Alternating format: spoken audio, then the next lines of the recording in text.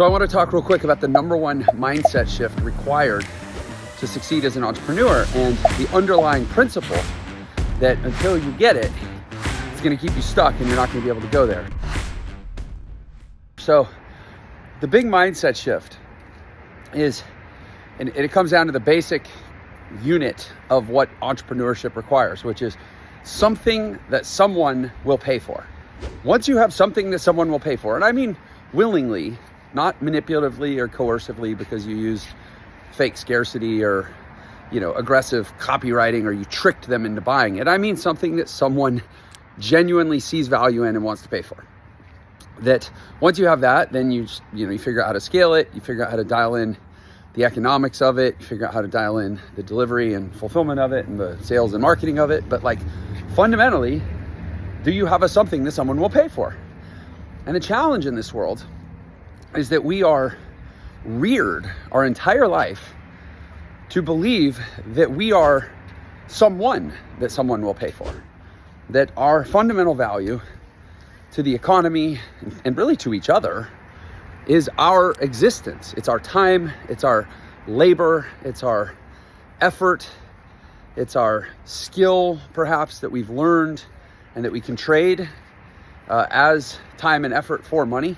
We are very comfortable with the idea of ourselves as a someone that someone will pay for, perhaps a someone doing a something that someone will pay for, but to create a something in and of itself that is independent of the someone. In other words, I have created this invention or this machine or this process or this framework or this course or this, there's this music, this art, right? There's a million somethings that someone can create that someone else will pay for that are independent of the creative someone.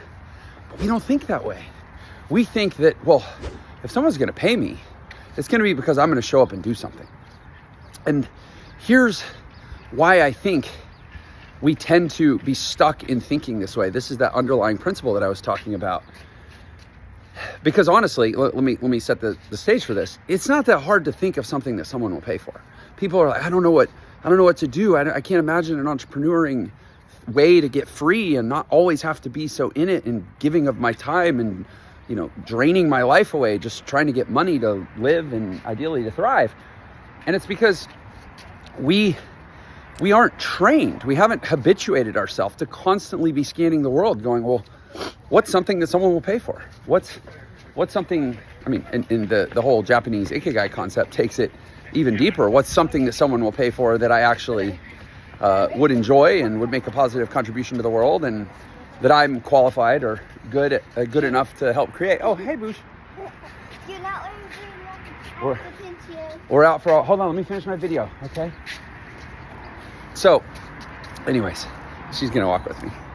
So the something that someone will pay for that's independent of us, the someone that creates it, we're just not conditioned to think of the world this way. And I think this is why. This is the underlying principle that I think is why we don't see the world this way, is because we don't like to take the risk. We perceive it as a risk to give without expectation or understanding of what we're getting in return. We don't like to give selflessly. We don't like to give hopefully. We like to give in exchange for a contracted dollar amount, or in exchange for a relationship dynamic where we know we're going to get something back in return, or at least it's feeding into the expectations of a relationship. We don't like to, I don't want to say we aren't really habituated to just give. But the creation of something that someone will pay for requires that we give all this time and energy and effort and concentration and focus into the creation of a thing before we really know if anybody's going to pay for it, certainly before we know how much they're going to pay for it, or even before we know how we're going to get someone to pay for it. And so because we traditionally don't like to give without expecting or understanding what the reward's going to be, we don't go through life looking for ways to solve problems or to create some things that someone would pay for, because we don't go through life seeing exactly what we're going to get out of taking the time and energy to do so. And yet, if we did, my hypothesis as an entrepreneur is, and I try to live this way, and I think I've experienced this, there's this endless like field of things that we can do and create, and some things that someone would pay for. But because it's not already, preset what we're going to get back, we don't go through life that way. And then we end up stuck, again, habituated to the idea that the only thing in my life that someone would pay for is me. And therefore, the only thing I have to trade is my time. And maybe I can increase the value of that time by layering skills on top, but it's still the same fundamental trade, because I'm not willing to take the risk of creating things that could be the something that someone would pay for other than me.